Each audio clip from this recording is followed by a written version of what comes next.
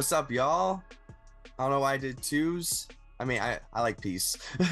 I'm a peaceful guy. It's Trenton, CJ, and welcome back to the Sci-Fly Zone. This is episode 3, our first official Marvel-oriented episode. Very excited. It's one of the topics that I'm passionate about.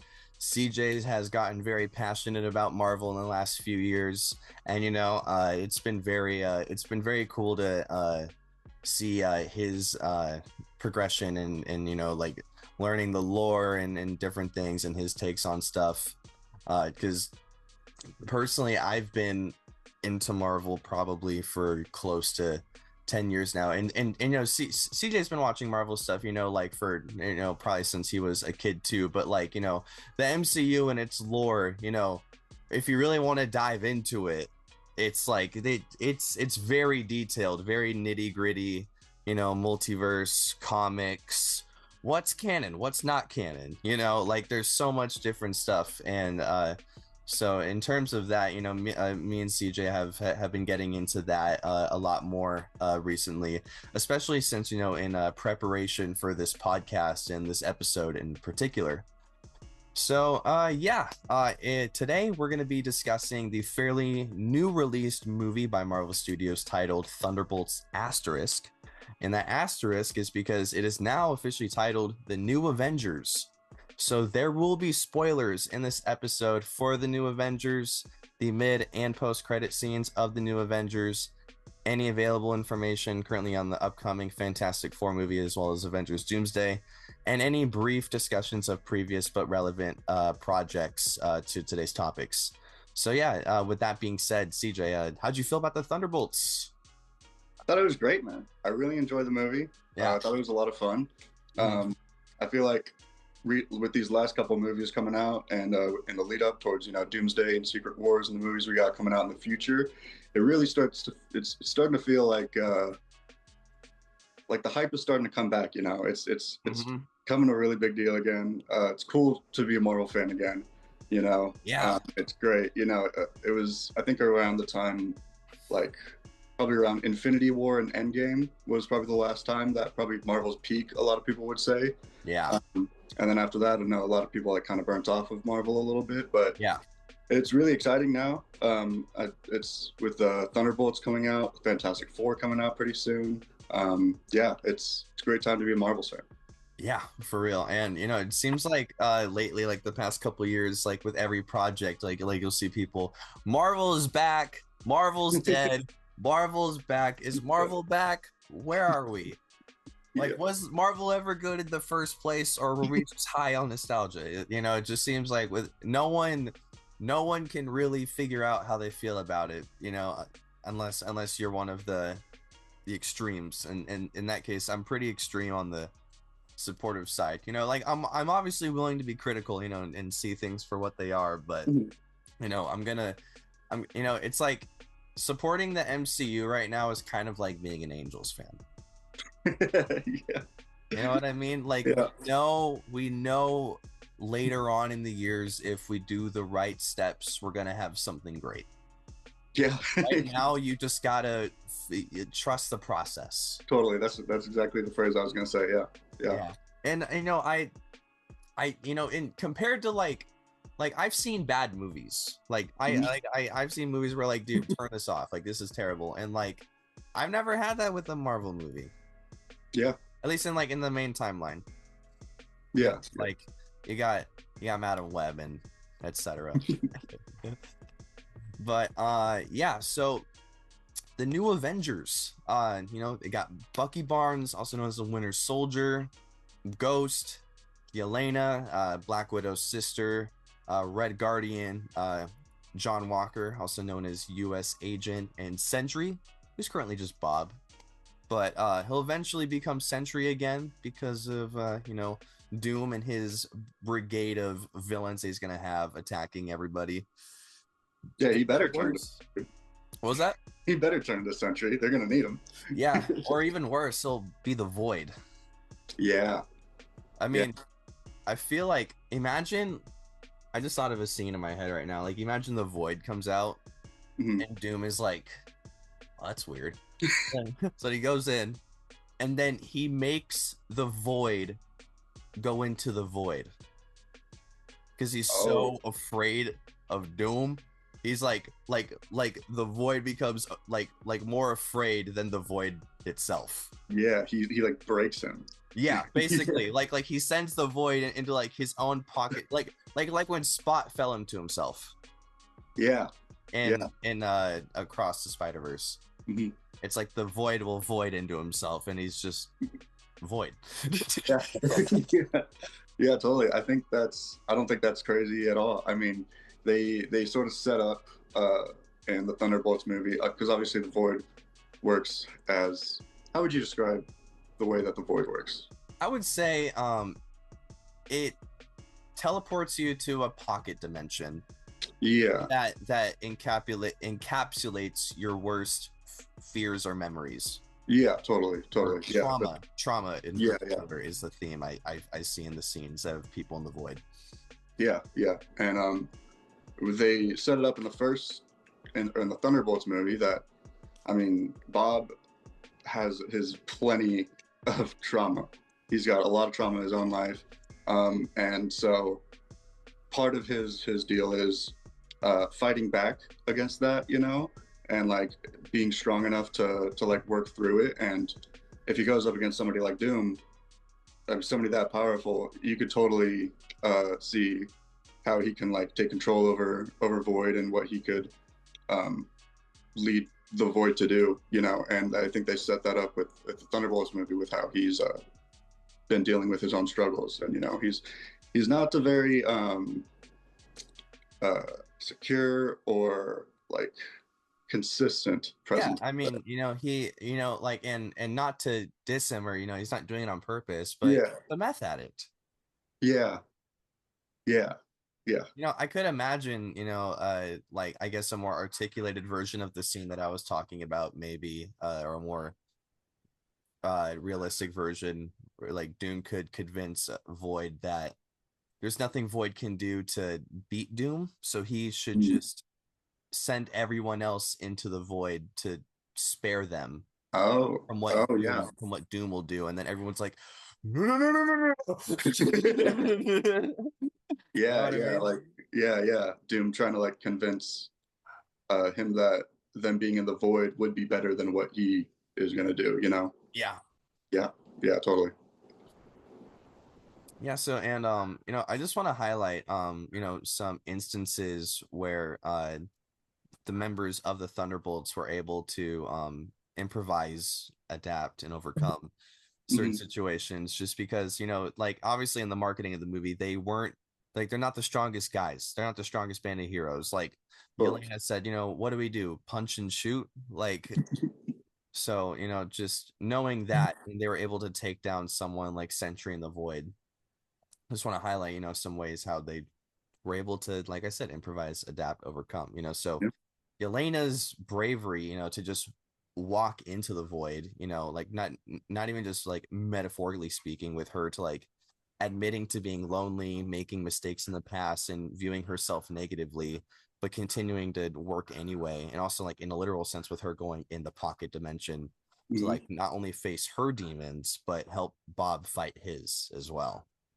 Yeah, absolutely. And then John Walker. Wait, what? Oh no, I was just gonna say another thing that I really liked about this movie is I feel like it was a really great metaphor for like mental health. And like we talked a little bit about like the trauma and like dealing with your own struggles, and I think seeing the visuals of that and like somebody like actually like just like walking straight up to it and like confronting it head on, is I thought that was a really powerful thing. Yeah, and also how if you leave yourself unchecked, how it can leave irreparable damage, like obviously not intentionally, but like other people can be like what's the word, where like someone is like accidentally by proxy. Yeah, I guess by proxy. Yeah. There's a word. Inadvertently. It's something damage. Collateral damage. Yes. Yeah. Okay. Yes. Okay. People can be collateral damage of unkept mental illness. Yeah.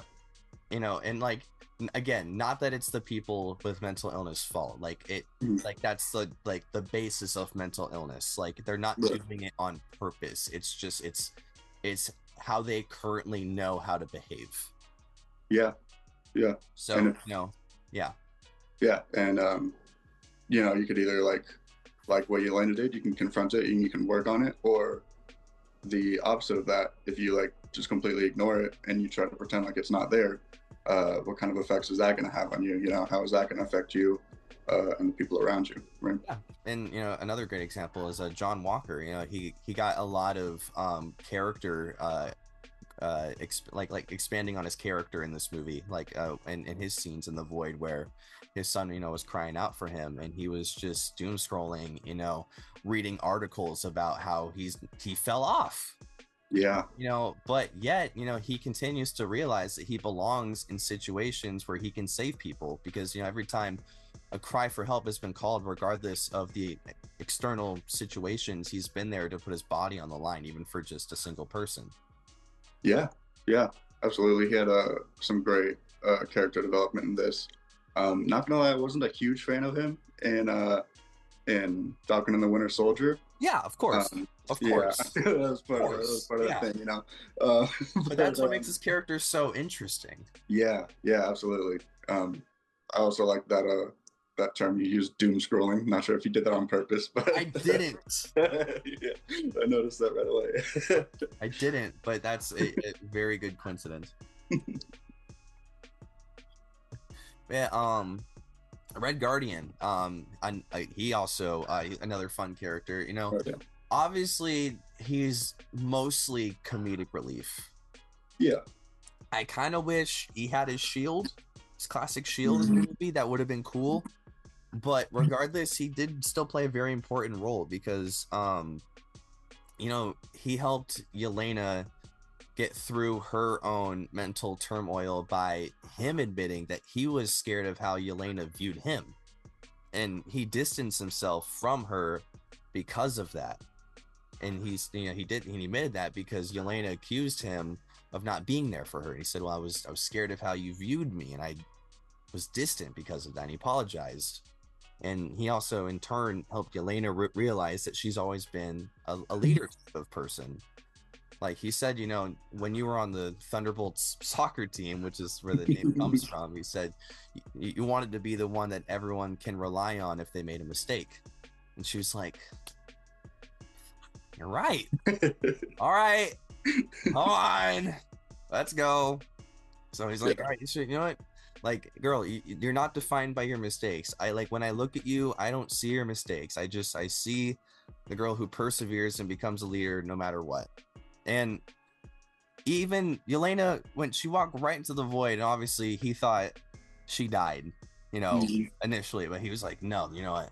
She had, like, she's smarter than that. She had to have known that there's something more to this.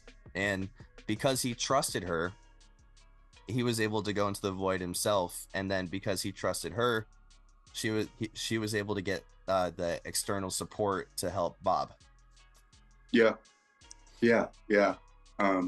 Absolutely. There were some. I really love the dynamic between Red Guardian and Yelena. I think that father-daughter duo isn't really something that we've seen very many times in, at least. Yeah, dude, dads die so much. So the fact that there's a living, like, super powered father and daughter combo, I think is pretty cool. Yeah, it's great. There were some really powerful scenes during that movie. I know we just said, like, Red Guardian is mostly there for comedic relief, I'd say, but I also think that he's had some of the most like meaningful scenes in the movie, you know. And I think that's kind of why I like his character so much, because yeah, he's a big comic relief guy, but that just means when he does get serious and when he does have these, like, father-daughter conversations that he needs to have, like, that just makes it that much more important, and it makes people go, whoa, okay, if he's taking this that seriously, then this has to mean something, you know? Yeah, like if he's locking in, okay, we better do. Dude, I mean, after the Thunderbolts got 4-piece comboed by Sentry, he still just, like, ran in like, Yeah. The dad strength. Yeah, he's a superhero. Out the window, back in, off the fireplace or the bar, whatever it was. Or I think there's a fireplace behind the bar. Whatever it was. You know, it's Avengers Tower. This bougie. Yeah. There's the. But yeah, man. Yeah, he's great. Yeah. Oh yeah. I'm glad he's gonna be in Doomsday. Yeah, me too. I no idea what he's gonna do. I just wanted to like, is that Tony Stark? You're Tony. But yeah, also, you know, Ghost didn't get that much character development. You know, she kind of like the most that she got was, you know, a few conversations with, you know, Yelena and other people here and there, and kind of calling back to her origin story in Ant-Man and the Wasp, where, you know, the quantum generator blew up and it affected her DNA to where she got her phasing abilities. Yeah. So, but yeah, so, you know, she could have left the mission many times after escaping the furnace room where they were going to incinerated. They're going to get cooked. Or when Sentry, you know, lit them up and sent them out of Avengers Tower. She could have dipped to, said, you know what, fuck that, I'm going invisible, excuse my language. F that. And or when he even turned into the void, you know, she could have left too, just like, this is too much. But, you know, the hero in her continue to come out and persevere, you know. And I like to think that she thought of the scientists that helped her hone her phasing abilities, Bill Foster and also Janet Van Dyne, the original Wasp.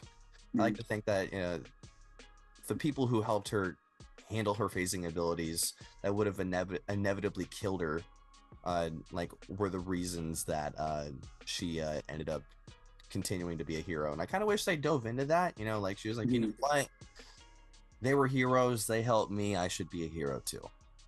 Yeah totally. Yeah, she didn't really get as much character development as some of the other more prominent characters in the movie, but it is a pretty loaded movie, so I can't, it's hard to get totally, it's hard to get like everybody's character fleshed out in like 2.5 hours, and not have it feel like, oh, it's all dragged out kind of. Totally, or rushed or anything like that. But I think that what we did get from her was still really great. I really liked her character. What you're saying about, like, she had a bunch of opportunities to leave if she wanted, and she didn't. She stayed because she felt like it was the right thing to do, you know. And I think there were several people in that group who could have left at different points, and they decided not to, despite not really knowing each other much at all before. You know, they all felt like it was important to stick it out and stay together. And yeah, I think it was really great. Yeah, and Bucky, you know, I'm glad he was in the movie. Yeah, man. That oh, can you hear my dogs, by the way, or no? Barely. Okay. Just the gardeners are here, so, you know, they have more people to bark at. But remember, they're singing, right? Yeah. Like you said last episode. But yeah, I know we've dove into Bucky's trauma, you know, and many movies, shows. We know he's the Winter Soldier has effed him up mentally and emotionally. But I do wish we got a little bit of a Void Room scene. Yeah. So maybe, how cool would it have been if we got a Chris Evans cameo? I was thinking the same thing, dude. Yeah. Like maybe a nightmare where it's Steve falling instead of him in the first Avenger. Yeah. Something like that. I mean, I know it's usually based on a traumatic real memory. So, I mean, you know, like, I'm not gonna, like, write a traumatic real memory that I could think of involving Steve, but, you know, I'm sure there's something there, or maybe, you know, another famous character that would have, you know, maybe, you know, you could have had, like, a scene with Wolverine, maybe, because Wolverine was kicking it back in the day in World War II. Yeah, that's fair. and maybe he like witnessed some stuff that Wolverine, he went ching through someone. I don't know. Like you can do a lot with a Bucky Void Room trauma. Yeah, absolutely. Yeah. But, and he's obviously just one of the most developed characters in the MCU. Since he's been here since Phase 1. Yeah, it's great, man. He's one of the only ones left. One of the only OGs left. Yeah, he's one of only 3 characters actually in all of the MCU to appear in every single phase. All of them. Yeah, the 2 other ones are Loki and War Machine, of all people. Yeah, you wouldn't. I was a little bit surprised about hearing War Machine. Not gonna lie, because I guess he hasn't really had many like individual moments to shine. I guess he's been more of a like a supporting character, I would say, but he's been great with everything he does. And there's I have a little tangent with him that I'll get into in just a second, but Bucky continues to be a growing and evolving presence in the MCU. Started out as just James Buchanan Barnes shipping off into World War II, turned into a war hero, became the Winter Soldier, then became an Avenger, then became a congressman, and now he's a new Avenger. Yeah, man. So, I hope he does it till he's 90. Yeah, totally. Yeah, honestly, one of the coolest character arcs that I think we've seen in the MCU. Yeah, his new look. Oh yeah, man. It's so good. So good. I'd kiss him. Respectfully. I mean, like look at him. Yeah, man. So anyway, War Machine. I love War Machine, and he's on this list of reappearing actors, recurring in all the phases of the MCU, more so because of cameos, like you were saying. It was kind of in supporting roles and not in as many impactful plot lines, unfortunately. And I am massively dissing Secret Invasion here, by the way. Because War Machine actually did play a major role in the plot line of that show, but it was written horribly. It is had zero future implications on any MCU projects, and which frankly makes me think like Marvel acts like it doesn't exist, and with how badly it was received by fans and critics. And I mean, in the show, the president of the United States at the time, his name was President Ritson. At the end of the show, after an assassination attempt by the Skrulls, he declared all off-world born species to be declared enemy combatants of the United States, and that they will be murdered if they do not leave Earth. Jeez. Which leads to people killing people who they think might be Skrulls and end up not being Skrulls. Some are, but there's, like I said, collateral damage. Yeah. Actually, you said it because I couldn't think of it. But yeah, collateral damage. And it's similar to a scene in season 2 of the Amazon Prime TV show known as The Boys, where there is an introverted guy who is scared of a clerk at a gas station because he thinks he's secretly a superhero. And he shoots him and he dies because he's just a regular guy. And the shooter goes to prison, and the shooter was also just a normal guy who got scared of the current situation of the world and got radicalized because of it and made an impulsive decision. And in Captain America: Brave New World, which takes place after Secret Invasion, mind you, there was a new election with president with General / Secretary of State Ross becoming president. There was not a single mention of President Ritson or anything that he did, or any of the damage, or any of the consequences of him declaring that stuff. You know what I mean? Yeah. No, he was the literal previous president that we know of in the MCU.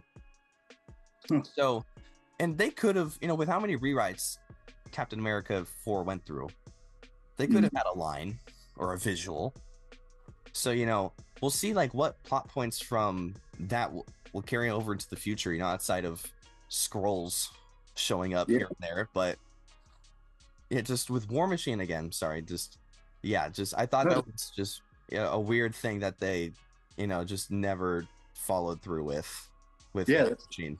That seems like something that has pretty big implications, and that like for future projects that you would probably want to keep relevant and make sure it's still canon and make sure people remember it, and people who didn't see it maybe like kind of like get updated and like know what's going on. Yeah, but, I mean, well, the movies are scared to reference the shows that much, unfortunately. I don't know why, but it is what it is. Anyway, War Machine. So outside of that, his last major appearance was in Endgame. Yeah. He only cameoed in Falcon and the Winter Soldier. But I would love to see him come back and become a major player again in the MCU, and I think he and Ironheart should have more scenes together in the future. I think it'd be really interesting for them to kind of become a duo. And I bring her up because her show's coming out this month, June 24th. Pretty excited for it. They hate for it. Incredibly excessive in the comments section. Yeah. People are so quick to judge things before they come out. Cough, cough, Superman. We'll see you next month. Clark. But yeah, Rhodey, he's been in the suit for a long time, and I feel like he could be a good mentor to Ironheart. And also, if they want to go into any sort of political commentary, he understands what it's like to be a black person in the state of the world today. And I think Marvel has the opportunity to have some relevant commentary on those issues with those two. Like in Falcon and the Winter Soldier, they did a good job with those issues with example, Isaiah Bradley and Sam making sure his history didn't get forgotten and wiped away. And he can be remembered for his bravery as being the first black super soldier in the MCU.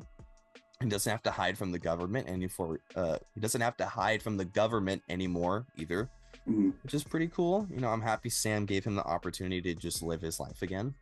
Yeah. Also in the show, cops profiled Sam Wilson. He was visiting Isaiah in Baltimore, and Bucky had to tell them, like, dude, he's an Avenger. You should probably know who this guy is. What are you doing? So, yeah, I think Marvel could do something awesome with War Machine's wisdom, his war expertise. I mean, he was at the Battle of Wakanda, man. Yeah, dude. Yeah, he's one of those characters that's been through more than a lot, basically everybody else that there is, And I do feel like they're kind of neglecting some of the experience and development and veteranship that he can provide, And I just hopefully I hope that does get a bit more attention in future films and projects coming up. Yeah, and and like I said, he has experience on the suit. Ironheart is making her own suit. She's got a pretty modern take on things. She's pretty witty, and she's seemingly going to be getting magical upgrades with her interacting with the Hood, and he's going to be one of the villains in the Ironheart show. So, and he has magical powers. So it'd be cool to see how those elements evolve. Yeah, absolutely. Yeah, and then lastly, on this list of characters that have just appeared in all the phases of the MCU so far, we got Loki, who's also going to be a player in Doomsday. Yeah. His last major appearance is going to be in season 2 of his show, of course. And well, I mean, if you want to count his cameo in What If season 2, at the end, because they showed his whole shit going on. Yeah. If you guys don't know what that meant, actually, because if you don't know what that meant, that looked a little weird. So for those who don't know, spoilers for Loki season 2, Loki becomes the god of stories, changing out the title from God of Mischief to being the protector of the main MCU timeline and all of its branch realities. Also, and branch realities are same in concept as parallel universes, very similar to our own universe.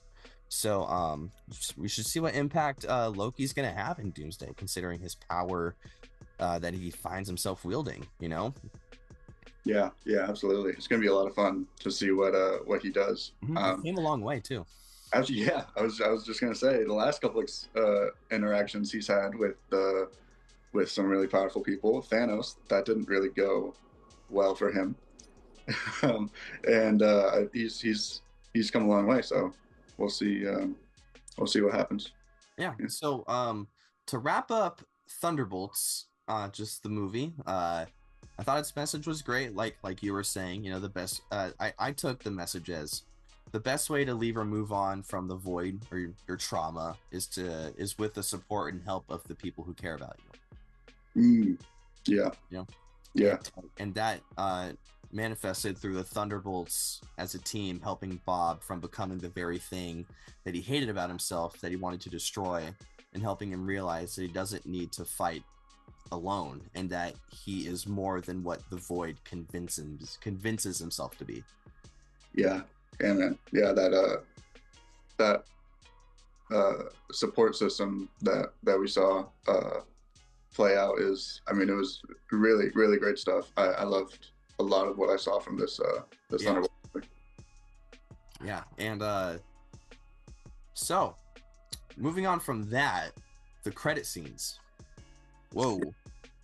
Really quick, the mid-credit scene, that was funny with the cereal box. Yeah.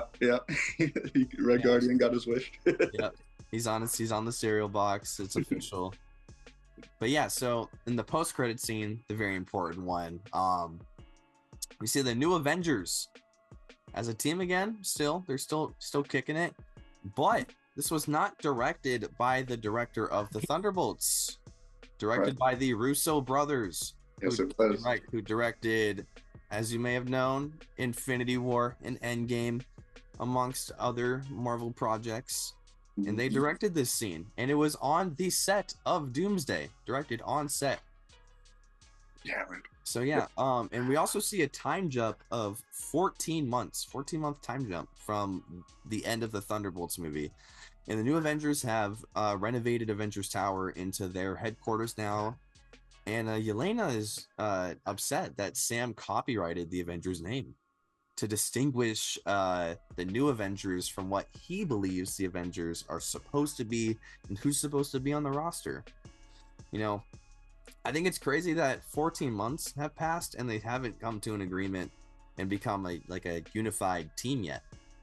Yeah, they're very clearly at a stalemate. Nobody obviously wanted to budge with each other. And if they're gonna work something out, they better work it out soon. Yeah, because danger is coming. Yeah, man, I agree. Danger is coming, and they might be doomed. Maybe they may just be doomed. So yeah, Yelena, shortly after, talking about the fact that they're not agreeing with the name, who should be on the team, and I think it makes sense that Sam is just not really liking the fact that they are calling themselves the new Avengers. Yeah, I think it makes sense to me because Sam Wilson has never really been U.S. government pro. He's never been pro U.S. government, right? And in government intervention, he's not a fan of that either, and he'd rather do things himself, which is why he sided with Steve Rogers in Civil War, and he also helped him out in Captain America: The Winter Soldier. They went on the run as well, and that's also why he's Captain America now. And Steve also, I want to note, Steve went against the government multiple times. He went against the government when he found out it was corrupted by Hydra, because he knew it was the right thing to do to go against the government, because what the government had become was not something that he would stand up for. And he also did it again in Infinity War when Ross wanted to have them arrested, and he was like, Earth just lost their best defender and we're gonna fight, and if you want to take us down, then we'll fight you too. Yeah So it makes sense that Sam would take a similar stance. And yes, Hydra taking over the government in Winter Soldier, that's bad. That's pretty bad. It's not as bad as what's going on with the new Avengers for sure, but Valentina Allegra de Fontaine, the girl who officially named the New Avengers the New Avengers, and the ones that the previously named the Thunderbolts, now the New Avengers, were trying to stop in the first place, because she was trying to kill them. She was using them for her own missions, and then tried to eliminate them. So she's pretty corrupt, and it makes sense that Sam Wilson wouldn't want her to be the one labeling who the New Avengers are, especially without consulting Captain America first. Yeah, absolutely. Yeah, it makes a lot of sense. I get why he wouldn't like that, why he wouldn't trust her. I mean, she's not been the most trustworthy, loyal person in the past with that's been working for her. So, I mean, why wouldn't he expect something similar? You gotta, yeah, totally. Yeah, I think I do agree that like there should be some type of regulation coming with the group known as the Avengers. I don't think necessarily that it has to come from the US government. It's just when you have a team of superpowered individuals, bad stuff can happen. I mean, Sokovia, I forgot exactly what state they were in Captain America's Civil War, where Scarlet Witch sent crossbones flying up into the sky that blew up the building that resulted in casualties. I forgot exactly what state they were in when that happened, but yeah, just collateral damage. Yeah. So yeah, continuing on in the post-credit scene, they're not agreeing, and then Yelena says, and there's this huge space crisis and no one is telling us about it. And spoilers, this is before, she says this before the Fantastic Four's extra dimensional ship enters our universe. There's a crisis happening before. What do you think that crisis is? It could be a couple different things. I think it could be Galactus, maybe. We know he's going to be a big part of the Fantastic Four movie. Could be setting up that. I'm not sure how much crossover we're going to have between Thunderbolts and the Fantastic Four, at least in the Fantastic Four movie coming up. But yeah, I could totally guess it's probably the last 15 minutes at the most. Yeah, totally. Yeah. So yeah, I could see it being something like that. Yeah. Do you have anything in mind? I mean, something cosmic, for sure, obviously space.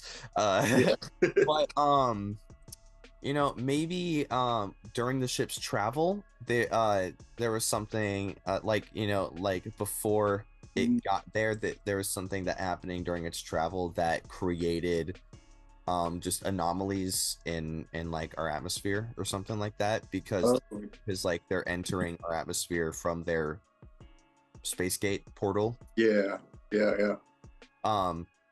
Could be Doom. Could be Doom. Just could flat out could be Doom. At the end of Doctor Strange 2, in the post-credit scene, the character known as Clea did walk up to Doctor Strange and say, "You caused an incursion."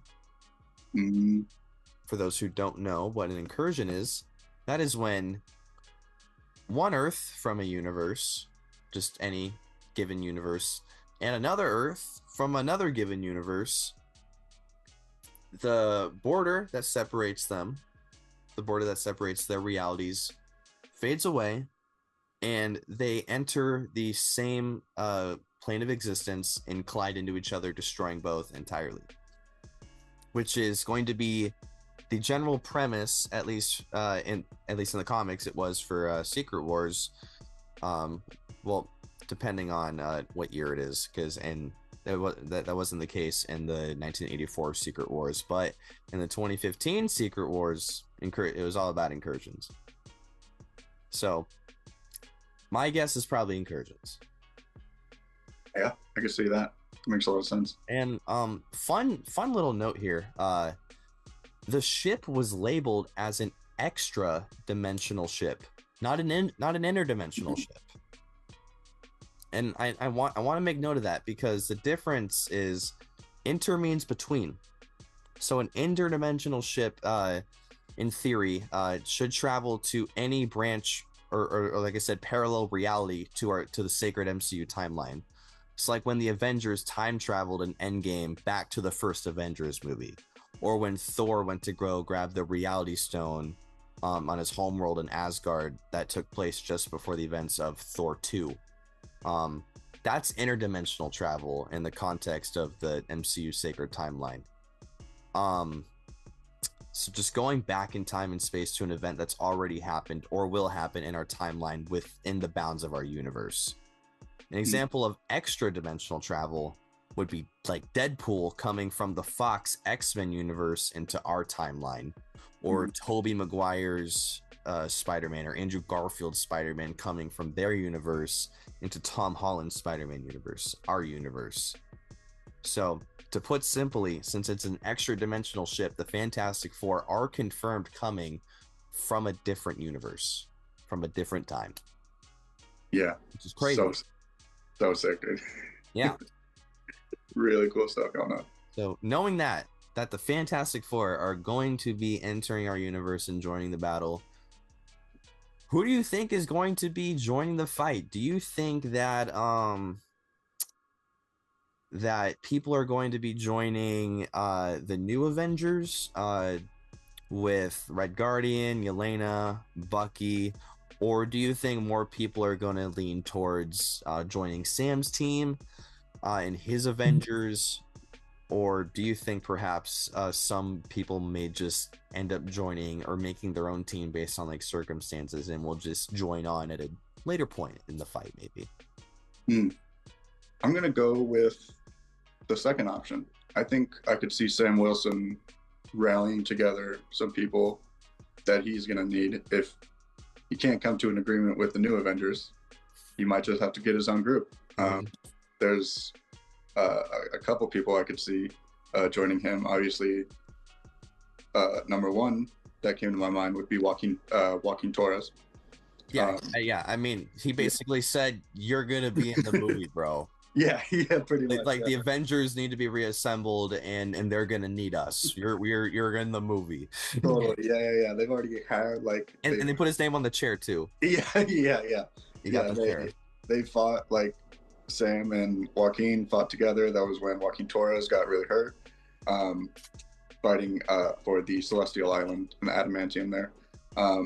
Also, his name is Falcon. They call him Falcon. He is, if you're gonna have an Avengers-like group, especially led by Sam Wilson, I think you're probably going to need a Falcon. I think that would be a really good callback. And now, especially with the former Falcon now being the Captain America and like the head of the new Falcon, I think that could be really cool, like passing the torch thing. So yeah, Joaquin Torres I think is a pretty good fit. For sure. We were talking a little bit about War Machine earlier. I could see him having a bigger role in this, in a Sam Wilson group, you know? Sure, yeah. I think, especially with like that. Cameoed in the Falcon Soldier. Yeah, totally. I think like his veteran presence, you could say, you know, the experience that he's gathered throughout his life and career as an Avenger. You know, I think he could be a really good. I could see him and Sam maybe even like co-leading a group and like working together as the head of it and like kind of calling the shots and stuff like that. So yeah, I think those two could be really cool options. Yeah, and call back to the Shang-Chi post-credit scene. I know that. Try to remember that. I mean, man, where has Shang-Chi been? We need more Shang-Chi popping up. We need more Shang-Chi. Like, he's got the 10 rings, man. Like that's one of the most powerful mythical items. Him and also Miss Marvel, obviously, you know, she has those the bracelets, the very powerful bracelets that literally tore a hole in reality at the end of the Marvels that sent Monica Rambeau into another universe Yeah. Which is supposedly the universe that all of the X-Men are coming from that were casted in Doomsday, and which they might be having a fight with the Avengers in Doomsday. Wow. Yeah. Wow. So that would be really cool. So the post-credit scene to the Marvels might be currently the most important post-credit scene, depending on how things play out, like recently. But yeah. What was I talking about initially? Who's gonna join? Or who's gonna join what group? Is anybody going to join Thunderbolts? Yeah. Fantastic. Yeah. So sorry. You know, like I have so many thoughts on this stuff. It gets convoluted, but yeah. Shang-Chi. Oh yeah, I was mentioning Shang-Chi. Yeah. So I think Shang-Chi is going to be on the team. You know, and going back to the post-credit scene that I was originally talking about, guys, I got ADHD. Bear with me. But yeah. He was talking with Captain Marvel. He was talking with Bruce Banner, saying, welcome to the circus. You know, this is gonna get crazy. It's gonna get weird. So yeah, I could really see Shang-Chi. I could see Bruce Banner hopefully figuring out his Hulk stuff. Although the rumor is for him and in Spider-Man Brand New Day that's coming out next year. He's gonna be going crazy Hulk mode again. So okay. We'll see what happens. Interesting. Yeah, but I would love to see Hulk and just like strong, crazy Berserk Hulk. That'd be awesome. Captain Marvel's got to be in there. I mean, she's one of the most powerful beings for sure. Like I was saying, Miss Marvel too. Those bracelets are going to be very powerful pieces of tech for them to use in the fight. We'll see what happens with Doctor Strange. You know, he's currently in the dark dimension. Yeah. Figuring out incursions. Yeah. I would love to see the Guardians get involved again somehow. Yeah. That'd be cool to see Rocket, Adam Warlock. He was a big player in just a lot of big Marvel events like the Infinity Gauntlet, more Secret Wars stuff. Yeah. What else you got in mind? Let's see here. Oh, actually, I'm curious what you think Spider-Man is going to be doing, and if he's going to be joining any team, or if he's going to be running the solo. I think what's going to happen is in Doomsday, he's not going to be involved in a lot of it, and he's going to be a much bigger player in Secret Wars. I think what's going to happen is a lot of the cosmic stuff is going to get a fair amount of the like main Marvel guys, you know, caught up in that. And then as a result of that, they can probably have all of the street level crime people take advantage of the lack of superheroes, and you know, crime can expand. You know, they're having Mr. Negative be in the movie potentially, along with Scorpion, other people, you know, and Hulk.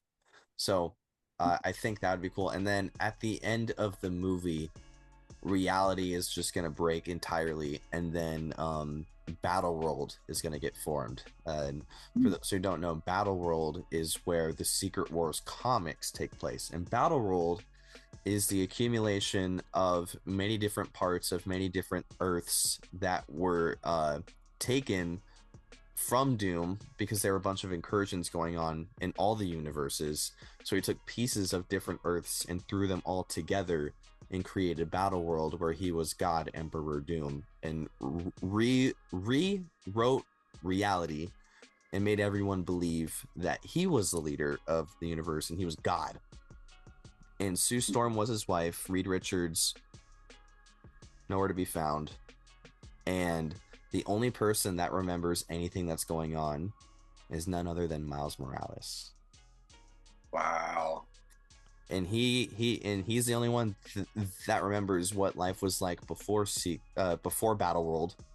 And he starts telling people like, yeah, like, dude, actually, this is legit. He has a cheeseburger from the previous reality. He has a cheeseburger from a previous. He's like, look, We don't have cheeseburgers here. This is a cheeseburger. Then Doctor Strange is like, yo, okay, this kid's onto something. So yeah, and that's what saved the world, a cheeseburger. basic, yeah. That's so cool. So yeah, he'd be cool. Thor's gonna be there. Although I think Thor's not gonna be. I think Thor's gonna be rocking solo. He's just gonna show up, kind of like how he did in Wakanda, and just be like, "All right, battle's over, my turn." Yeah, totally. Star-Lord should. I feel like Star-Lord is low key gonna join Bucky's team. Oh, that would be really cool. I feel like his personality would mesh better with the Thunderbolts squad. Yeah, I could totally see that.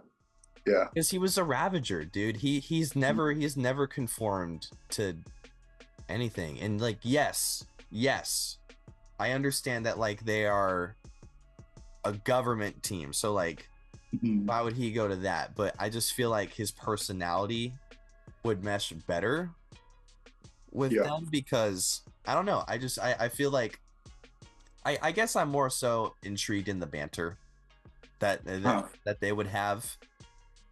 I feel like that they would have better banter. Plus, I mean, another guy who can he can fly, and punch and shoot. So he would have that one up on them too. I think Star-Lord that would be a really cool addition. I think he'd fit really well. And also, like, it's not like the Thunderbolts are exactly like conforming to the US government either. I mean, like, it was kind of thrusted upon them, and they want to use those resources in that platform to do sort of the same thing that the Avengers were gonna do. It's just they happen to be funded by the US government. Yeah, totally. But I don't think that they're necessarily going to be following them nearly as much as like Sam is thinking that they're going to, which is causing all those issues. Yeah.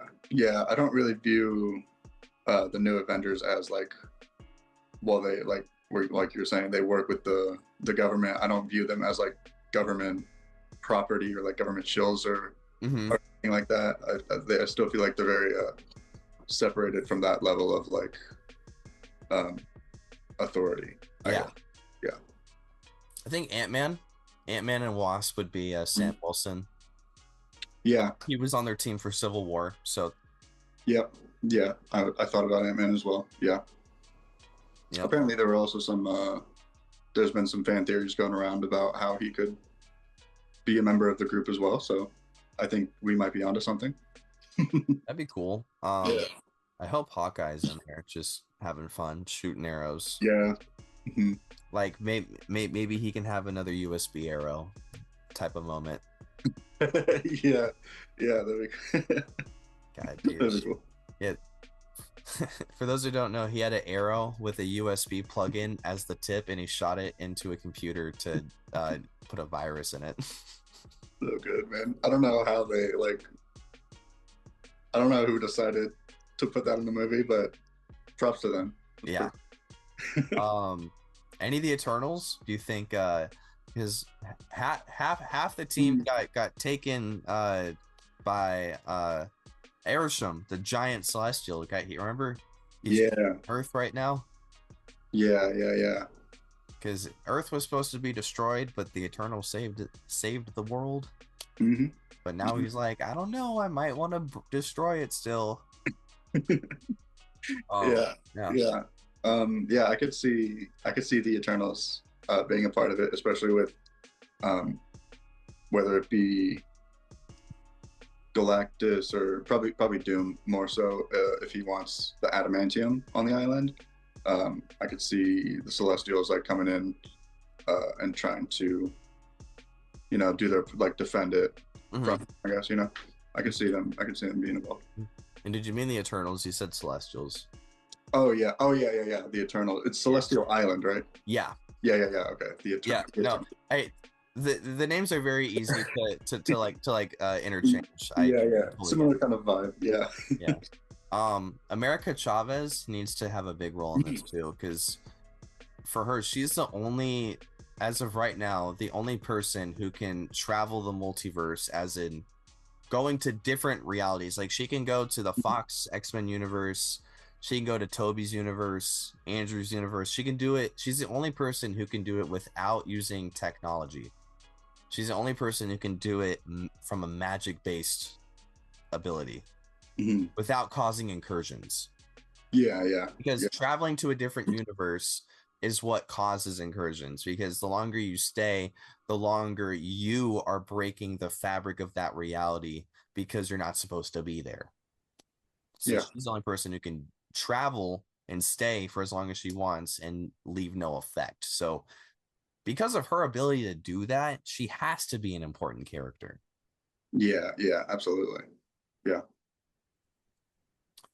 And can we get Groot back and Rocket? I just like I know I already talked about the Guardians, but I just yeah, Star-Lord, Groot, Rocket. Let's just get all of them. It's fine. Bring them all back. Yep, and we need Wong. Oh yeah, for sure. Wong and the Wakandans, so Shuri, Okoye, M'Baku. Yeah. We need them. Yeah, absolutely. Where's White Vision at? Who knows? Yeah, I was reading about that a bit. He's probably watching Disney Plus right now, catching he's watching his own show. Yeah, he's downloading that data. He's using a VPN. I mean, Ironheart's going to be in it, obviously.